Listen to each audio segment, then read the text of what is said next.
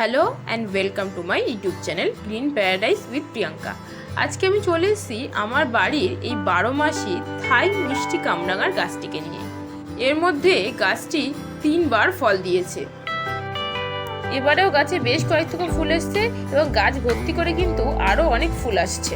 তো চলুন এবার জেনে নিই কীভাবে যত্ন করলে কামরাঙা গাছে গাছ ভর্তি ফুল ও ফল আসবে।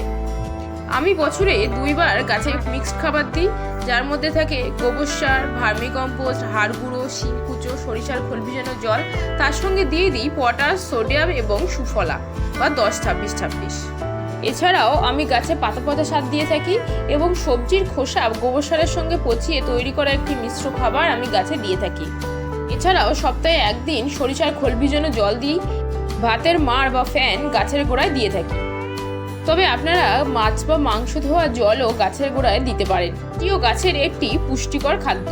গাছে ফাঙ্গাল অ্যাটাক দেখা দিলে আপনারা যে কোনো একটি ফাঙ্গিসাইড ইউজ করতে পারেন, যেমন সার্ফ, স্প্রিন্ট, অ্যান্ট্রাকল, লাইটক্স। এছাড়া গাছে রোগ পোকার আক্রমণ দেখা দিলে আপনারা পেস্টিসাইড ইউজ করতে পারেন, যেমন প্রফেক্স সুপার, ইমিডাক্লোপিড, হামলা, ওস্তাদ, কাকা, যে কোনো একটি ইউজ করতে পারেন। গাছে প্রত্যেক দিন নির্দিষ্ট পরিমাণে জল দিতে হবে।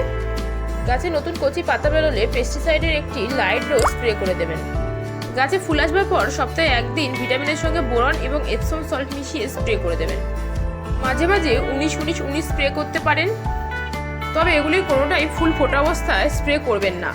ফুল ফোটার আগে এবং ফুল ফুটে ফল সেট হয়ে যাওয়ার পর স্প্রে করতে পারেন। আর হ্যাঁ, ফুল ফুটে থাকা অবস্থায় কখনোই কিন্তু প্রফেক্স সুপার বা যে কোনো প্রকার পেস্টিসাইড স্প্রে করা একেবারেই চলবে না। তবে ফুল ফুটে থাকা অবস্থায় আপনারা জল স্প্রে করতে পারেন। তাহলে এই সামান্য যত্নে আপনার বাড়িতেও গাছ ভর্তি কামরাঙা হতে পারে। তাই আর দেরি না করে আজই আপনার বাড়িতে থাকা কামরাঙা গাছটিকে যত্ন করুন এবং গাছ ভর্তি ফল পান। তো আজকের মতো এই পর্যন্তই। সবাই ভালো থাকবেন। সবাইকে শুভ নববর্ষ।